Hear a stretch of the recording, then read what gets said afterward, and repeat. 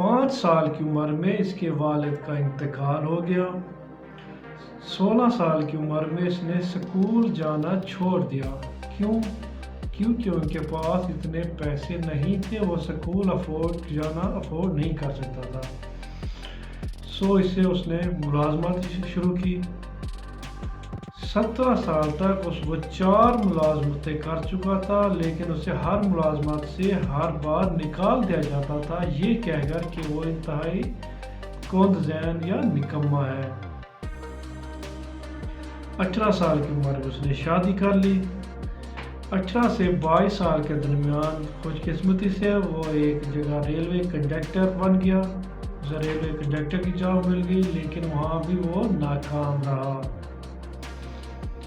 19 سال کی عمر میں وہ باپ بن گیا، ایک بچے کا باپ بن گیا۔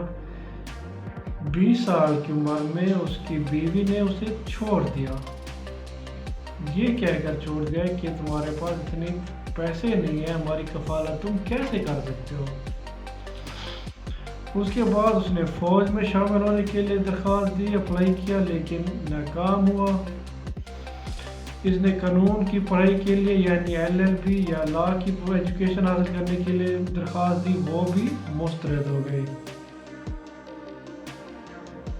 مرتا کیا کرتا، وہ ایک پرائیویٹ کمپنی، ایک انشورنس کمپنی میں انشورنس سیلز مین بن گیا، لیکن یہاں بھی ناکامی ہی اس کا مقدر بنی۔ اس کے بعد وہ ایک چھوٹے سے کیفے میں ایک بورچی اور ویٹر بن گیا اور اپنا گزر بسر کرنے لگا۔ اس دوران اسے اپنے بیوی اور بیٹی کی یاد ستانے لگی۔ بیوی کو منانے کی کوشش کی، لیکن بیوی کسی صورت نہ مانی، تو پھر اس نے اپنے بیٹی کو اغوا کرنے کی ناکام کوشش بھی کی۔ وقت گزرتا رہا، 65 سال کی عمر ہو گئی۔ 65 سال کی عمر میں حکومت نے اسے سبق دوشی کی صورت میں حکومت کی طرف سے اسے $105 کا ایک چیک ملا۔ یہ چیک اسے ایک نااہل انسان ثابت کرنے کے لیے کافی تھا کہ اس نے اپنی پوری زندگی میں اسے صرف $105 ملے۔ یہ چیک ملنے کے بعد وہ بہت زیادہ دل برداشتہ ہوا۔ اس نے خودکشی کرنے کی کوشش کی، لیکن وہاں بھی ناکام ہو گیا، کیونکہ وہ اتنی بار ناکام ہو چکا تھا۔ اب وہ مزید جینا ہی نہیں چاہتا تھا، وہ چاہتا تھا میں بس مر جاؤں، ختم ہو جائے یہ کھیل۔ تو اس نے پھر کیا کیا کہ ایک درخت کے نیچے بیٹھ کے اپنی وصیت لکھنے لگا کہ وصیت لکھنے کے بعد اس کے ذہن میں یہ خیال آیا کہ وہ اب مزید زندگی میں کیا کر سکتا ہے، اور اس نے سوچا کہ میں زندگی میں کس کام میں ماہر ہوں، کس کام میں مجھے مہارت حاصل ہے۔ اب وہ ایک 65 سال کا بوڑھا تھا، وہ سوچ رہا تھا، اس کے مائنڈ میں آ رہا تھا کہ میں کس چیز میں مہارت حاصل ہے زندگی میں۔ تو پھر اسے یاد آیا کہ میں کوکنگ میں بہت ماہر ہوں، مجھے کوکنگ بہت اچھی آتی ہے۔ پھر اس نے کیا کیا کہ اپنے وہی $105 کا چیک کے عوض کسی کو $87 ادھار لیے، کچھ چکن خریدا، کچھ خاص مثال استعمال کر کے اس کے چکن کو تل لیا، اور کانیکٹی ایک اسٹیٹ ہے وہاں پر اپنے پڑوسیوں کو فروخت کرنے کے لیے گھر سے نکل پڑا۔